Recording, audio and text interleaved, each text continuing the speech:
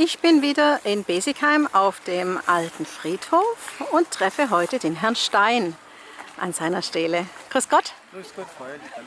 Sie haben ja eine ganz besondere Stele hier geschaffen. Mögen Sie was dazu sagen, warum Sie sich für diese Geschichte entschieden haben? Ja, also es ist so, ich habe diesmal weniger auf die Formgebung Wert gelegt, sondern ich wollte ein bisschen eine Transparenz schaffen. Das ist ein trauriger Text, aber es hat mich angesprochen und berührt und ich habe dann einfach gedacht, das müssen wir doch zugänglich machen. Mhm.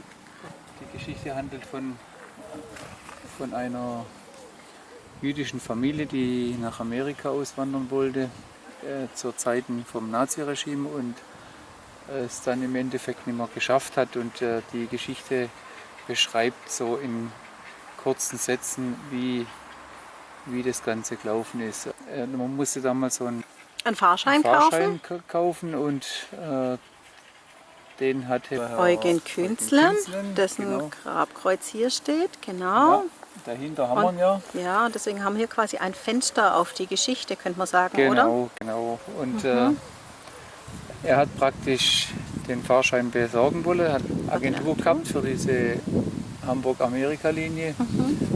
Ja, und so die Details sind hier so ein bisschen geschildert. Er hat auch immer wieder Briefe von ausgewanderten Neuamerikanern bekommen und da ist auch ein Auszug so ein bisschen drin, wie das dann für die Ankommenden dort in Amerika sich dargestellt hat. Ja, wir haben schon Blende Money. Blende Money. Genau. Und dass eben da in Ellis Island praktisch so erstmal eine Quarantäne war, bevor man dann richtig nach New York da reinkommen ist. Also es ist nicht nur der traurige Aspekt der Geschichte, sondern es ist auch die Auswanderung. Auch mit dabei, genau. Ja. Und das hat Sie persönlich angesprochen, Ja, das fand genau. Sie interessant. Ja. Waren Sie denn selber auch schon mal längere Zeit im Ausland? Im Ausland schon, aber in Amerika noch nicht. Amerika nicht, gut. Kann ja alles noch kommen. Kann auch kommen, ja. Bleiben Sie gesund. Vielen Dank. So, Frau Held. Tschüss. Ja, tschüss. Hey Leute, hat's euch gefallen?